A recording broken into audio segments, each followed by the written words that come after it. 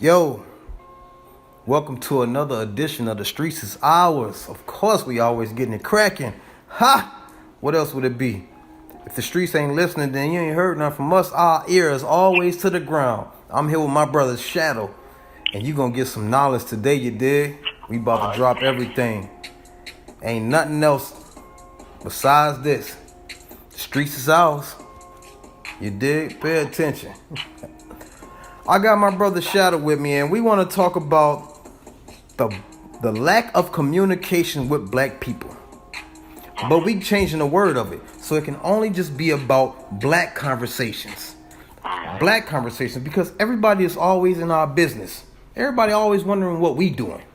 So we've shortened the word to Blackcom, Black of Com. Can you please explain what that actually means to people for me, Shadow? Yeah, why not?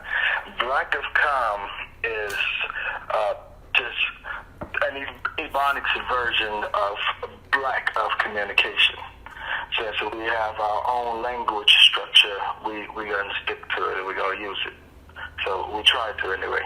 And this Black of Communication that we're going to talk about today is the process of communication being disrupted by whatever brought us to this land, and how this communication was a key part of what helped us to be a people, and a part of our identity that was stolen from us was also that communication that we lack now. So that's why we call it lack of, or black of communication.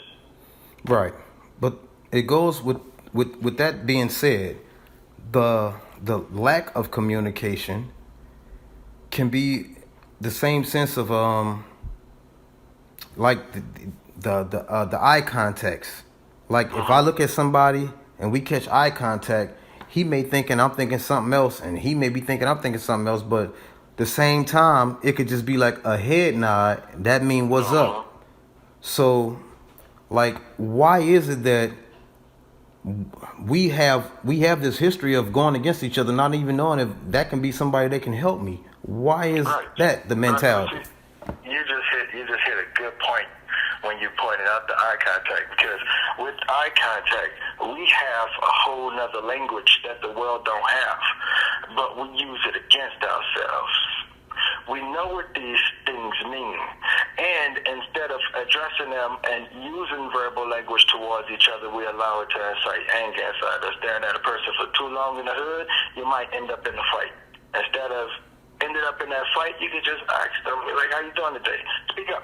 We need to learn how to communicate with each other, because once we start communicating with each other, understanding each other, understanding that we are approachable one to another, then we'll be able to start doing things together again like we're supposed to. Because once you break up an army, or you divide a people, you can conquer them easy. Real easy. That's what they have us at. Real easy. Yeah, divide and conquer. That's always been the rule of thumb. Divide and conquer.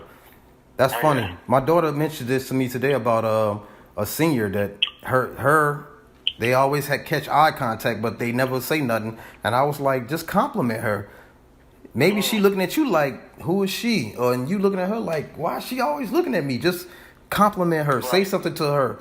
That's the lack of communication. Black of com. Right. And at the same time, there's a flip side to that coin.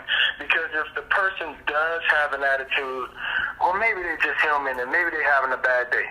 So you got to allow space for that too. You know, if you're looking at a person, they're looking at you and they catch an attitude, why are you looking at me? I'm sorry, I just staring off into the days. You don't have to stamp every wolf ticket. You don't have to answer everything like you're ready to fight. Just back off. Just leave it alone. I know that personally, I ain't never meet nobody that could beat on me, but I still know how to be humble. I still know how to give pathways to another person to walk, instead of saying, I'm going to push my elbow out just because I'm bigger and stronger.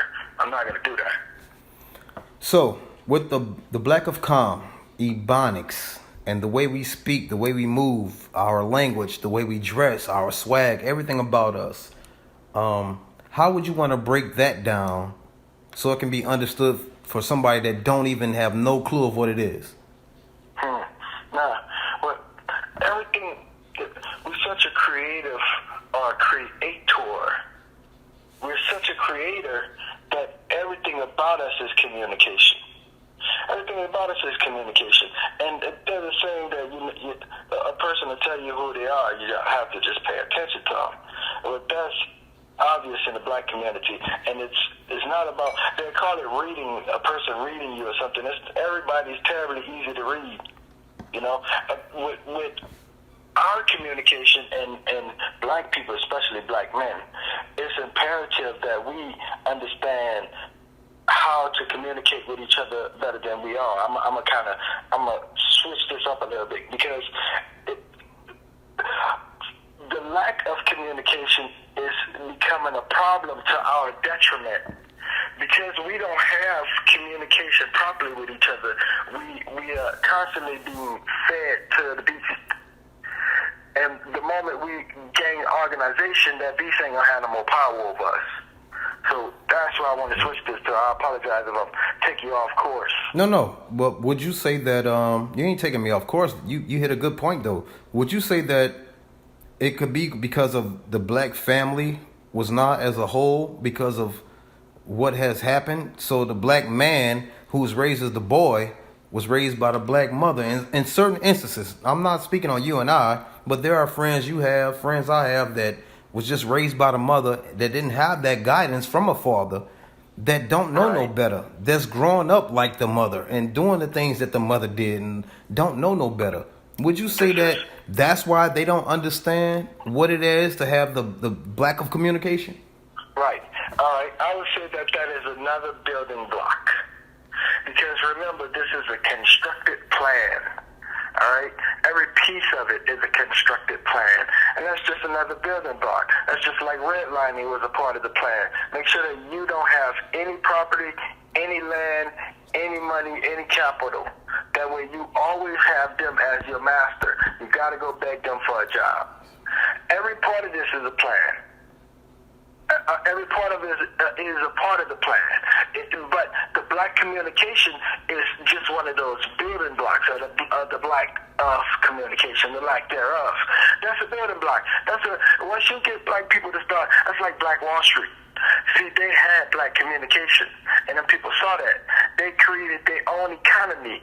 They was making their own money and feeding their own people. That was a problem. They want that money. They don't want you to make your own money or keep that in your community. They want you to send that to Wall Street, to their homies. Who are they? Well, they are the puppet masters. They are the ones with the grand design. They have given this world an idea of a black man. They got people all the way in China calling me a thug, and they never fucking meet me. How you know I'm a thug? You ain't never meet me. Because that's how America portrays black people. Right. That's the they. The they are the ones who already putting out this idea. They see that's a preemptive strike.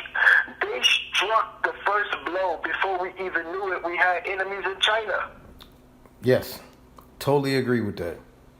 Totally. They're fighting this battle. They're fighting this battle properly while we walking around confused and dazed. No, we fighting each other for power over here. And that brings me to the next question of black trust. And why do we not trust each other? Why do I not trust my brother? Black trust. That's the one. That's a feeding trough right there, because there are so many different vegetables in this one. First of all, self-preservation is going to tell you to trust yourself. Keep yourself alive, feed yourself and your family, your loved ones, etc., etc. So, if you are put in a situation with 100 hungry men and one chicken, somebody got to die. But, okay, we speaking as far as men, but what if some young man or some young woman, black, that's listening to this, they not in that situation where they can fight for that food? I mean, how the trust, who do you trust? How do you gain that trust? How do you get to that point to where you can trust someone? Well, in order to obtain trust, you have to give trust. Everybody want to love, everybody want to care, everybody want to see good in somebody else. It's too easy to see bad because, people are horrible. But if you are a trustworthy person and you present yourself as that, you might get burned a few times. But people know you're trustworthy. You get to build trust. But you're going to also have to have an idea of seeing people for who they are. People are going to tell you who they are. Believe them the first time. Trust who they are. If they say, trust me when I say, don't trust me, trust them. Oh, shit. I ain't never heard that, but phew, that got to be a hard life to live. But the black trust in our community, and now we just saw recently the damn near civil war happened. The whites fighting each other, and they still got some black people like side jeffing for it. Just like, this is something we've always been trying to get established between the black community, to where you need to mind our own business and let them fight each other. Now y'all get to see who the real thugs are. We are humble people. Like, we don't want none of that. We just want to be left alone. Give us what's due to us and leave us alone. Now y'all fighting each other. That's how bad the world has gotten, right? Yeah. But hold up, that's too true. See, that's gospel right there. But see, that's also a poison that affected other communities, especially the black community, because this is a black and white thing.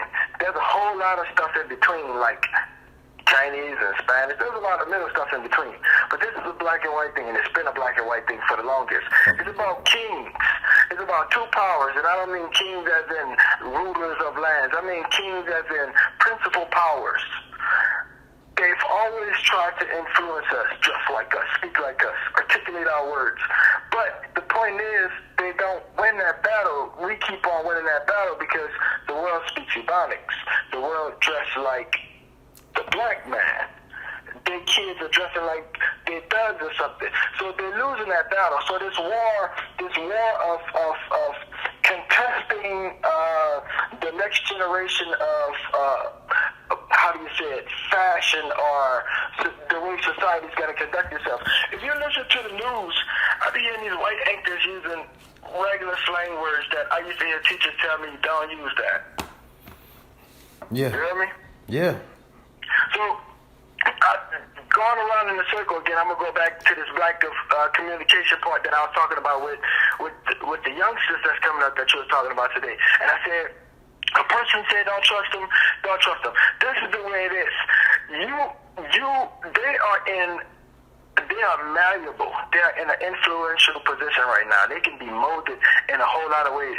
So my advice to them would be to stay away from the rot. Those people already soaked up this European mindset. They have the rot. They have the stink and the funk of not being trusted at all. Surround yourself with people you can work with and you can trust with so that you can build black trust around you, because it's important. But there's also a rock that you just can't get. You got to get rid of that rock before you can start working on the next project, though. And see, that's where we at right now. We're trying to nip it in the bud to uproot this nonsense that make me look at my brother and say, he's my enemy. Who the fuck taught me that? Good. That goes back to the first point that I was pointing out with the black eye contact. Why is it good or bad? Like, I could be looking at you just to see if you seeing me. Like, why does the black eye contact, like you said, it's a body language. We already know each other. We have a universal language. So right. The black eye contact. If you know that it's your responsibility, you have to be a master of this situation. It's your responsibility to give him a head nod, because he might not have had this conversation where he don't understand black of communication, but you do. So break the black of communication. Give him a head nod. So, like, he might ask you, what's up with you? I'm just saying what's up to my brother who's chilling. You know, if you fit, see, this is the thing. People don't feel like they're the middleman. Are you really? Because that's a beta mentality. Alphas don't have to be told if they're a big man or a little man. And I can apologize to somebody fast and not be afraid that I feel like a little man, because I know what nobody can't do to me. Yeah, see, you speaking from a big man's perspective, an alpha perspective, and I wholeheartedly get you on that. But for some young kid that's new in the neighborhood, that everybody's already friends and he just getting the eye contact from everybody, and it's just like, I ain't coming around here for that. I moved over here. I ain't about that, but I'm about that. I mean, you'll fuck around and push a kid to the brink of edge. He'll fuck around and shoot everybody around there just because y'all pushed him to that.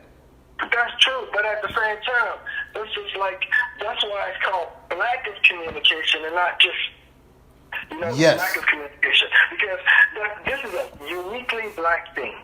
Yes. Other people move into the neighborhood and bring you fucking pie. Hey, where's my pie? I want pie. I like pie. Yeah, the neighbors knock on the door with bread baskets and shit. All right, but see, there we go. Now, I'm not telling you to go up to your neighbor with pie, but at least say hi. You can say what's up. But that, it's been instilled to us that you don't show no weaknesses. You don't show no fear. If you move into another neighborhood, you're supposed to stand your ground. Right there. I'm new here. Y'all grew up here, and now I'm a foreigner in this area, and I don't know how y'all gonna act on me. It's like, why do that neighborhood have that mentality to where I'm new here? Like, why y'all can't greet me in? You don't even know me yet. You're not even greeting me into that neighborhood. If you feel pressure on a new neighborhood situation, there are a lot of different icebreakers, and I think the last thing would be people just wanting to beat you because you just moved to the neighborhood. Maybe they just looking because you knew. Maybe they looking to wonder, who like you and who don't like you. And that crosses all over the world with that nonsense nowadays. So you have to assume not the evil. Your life is gonna be what you make it. If you assume that those people are ready for some trouble, then you're gonna have trouble. If you assume they're good people, you might destroy the idea of wanting trouble by the way you approach them, because you assume they was friendly. They standing over there looking at them. He coming. You're like, hey, what's up, y'all? I got a basketball. Y'all ready? They're like, yeah. True. Oh, he got a basketball. What's up? That's word. That's word. To any young man that hears this. You approach that situation. How about this here? Control that situation. That's word. That's word. Because when I was working in California, people were scared to go in certain neighborhoods because of the colors our uniform was, and I was just, because I was from New Orleans, I'm like, shit, I'm gonna go over there, and it is what it is. When I get out, respect. What's up, fellas? Just respect. Right. I know I'm in y'all hood, and I know I'm just here to do what I'm doing, but it's respect. That's what it is, respect. Why is it that even if somebody give respect, they're still an asshole that's gonna still try and cause trouble? That's still an issue too, though. But you don't understand the perfection in that, because you gotta have that asshole.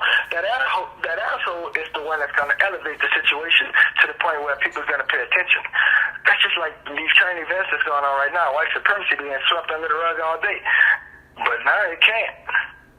Because it's been pointed out, so now everybody know who the asshole is. Well, no, there was an asshole in the building that brought that shit to light. Right. The asshole, see, there was a whole lot of them with that I didn't see nothing shit, but then this asshole came along. Oh, everybody see it. You can't say you don't see it now. Look at this asshole. But see, that asshole is important. He doesn't even know his role. His role is to get everybody else to not like that shit too. Right. Because everybody else was fine with it at first. They're like, you shouldn't come around here. No. But see, that asshole would do something stupid, and everybody like, God damn, you ain't have to go that far. Look, bruh. And my thing is, don't be the asshole's victim. Make the asshole the victim. You walk up to him and you let him know. You got to take control of the situation, how you take control of it. I'm borderline not a bully. That's saying I'm kind of a bully. But I don't let nobody talk to me any kind of way. So I step up to you, we could be this way or that way. I prefer if we be this way, and I'm always give you fair warning. So there's a road seldom taken by people, and it's a friendly road. Most people always want to stamp the wolf ticket. Most people always want to step up to it and be ready to swing. Let me ask you a question. Ready to swing your brother. Hug your brother. Let me ask you a question then. With everything that we doing trying to empower black people and give them the knowledge, Would you consider what we doing black supremacy? Ooh, I think supremacy means one thing and one thing alone, and that means that you have a superiority over people, over all the people, not a people, over all the people, right? And I was thinking this today. If we want to get rid of white supremacy, it's a hard ass fucking road, because the white power is white judges. That's a powerful position, and all of them got white people in it. White senators, white fucking businessmen, white bankers, white CEOs. All of them got to go in order for us to get rid of white power and white supremacy. So there can never be anything such as black supremacy. What are we superior over? Cooking? That was just a question, my brother. That was all. I needed you to chime in on that so people can understand, because I've heard that term, black supremacy, and I'm like, what the hell are we over? We're not supreme over shit. We still fighting to just get to the middle of it. Not even at the top, just to the middle. To get off the bottom. So this is the way this road is. Understand, words have meanings, people. That there's no supremacy means power. Where you see black people exercising any power over anybody. Well, my bad, you're right. The NFL and the NBA is full of black supremacy, and I don't know if we can fix that. Well, that's not supremacy. That's just the dominant gene in us. We can't help that. Y'all not stronger than us. That's definitely supremacy. They know supremacy when they see it. They're like, these bitches are supreme. Yeah, you cannot stop us. You would never see a white boy dunk on one of us. Not like that. Nah, not like that. Not like that. And it ain't happening. So, but that right there, my friend, is what you call the energy of black people coming together. As a collective, I wholeheartedly agree with that. Now, you gave me this term that I hold dear to my heart, and it's called black synergy. And I understand what you mean by that, but most people won't understand. Can you please break that down for me? Breaking it down. All right, black synergy is exactly what the NFL, what the NBA display to you. It is a powerful black person standing next to another powerful black person, and then collecting all of that black power and adding it, or directing it at one target. So we're going to take our black energy and learn how to target it or aim it at a certain point together. Instead of all of us using our energy on all of these different array of things and getting very little done, we put our energy together to make what is called synergy. And this black synergy is an idea of collecting businesses, black ideas, black revolutions, black movements, and bringing all these things together to power one another. Not just for the sake of supporting one another, but for empowering one another. These networks are to provide easier access to things, or understanding of things that we might not understand. It's just to create a community for black people by black people, once again, because we need it. Yes, sir. We definitely need that black synergy amongst ourselves, with each other, and the black trust. People got to understand what Blaovcom means. It don't mean I want to harm you, my brother. It just means if we're going to be on the same page, let's work together, not against each other. Right. And see that all the way back full circle to Blaovcom. Lack of communication means that I missed something. We missing something. There's a disconnect. There's something that we are not understanding about each other, and we need to explain it. We need to learn how to try to figure it out. We have a lack of communication in our black community, and we need to figure out that disconnect. It's important. It's detrimental to our life and to our survival, because they're trying to wipe us out. Yeah, they trying, but they can't. They numbers dwindling, and we still here. You dig? Oh, that's the part they hate. They're like, what? We tried everything. Yeah, I know. But see, that conversation there is a deep bowl. You heard me? So with black communication, this is another thing. What are we communicating? Are we communicating European history? Because if we are communicating these ideas, then we're going to start acting and thinking like these, and we're going to treat our own people like they're the enemy, because you learned from the enemy. You learned his book. He taught you that you are the enemy. So you're going to look at yourself and your brothers as the enemy. Speak. You got to fix that. Learn your own history. And that's going to be a whole nother topic we're going to have to talk about us learning our own history. And I love that you brought that point up, my brother. If you had to say anything right now to a young man, let's say a young man in his 1920s, like, growing up right now, being a little bit elder, what would you have to say to a man or a female in that same age bracket, black, that's growing up in America right now? What would you say to them? I would say, in fact, if I may, I would say this to all the black people out there. I don't care how old you are, how young you are. Start something today. Any kind of business. YouTube and stuff is providing so many airways. Start something, start 2 things, start 3 things. I don't care if all of them fail. Start them and give them a try, because if they don't fail and you become rich, then, have fun. That's word. That's word is bond. Listen, I appreciate you, my brother. Always my dude Shadow. Tune in.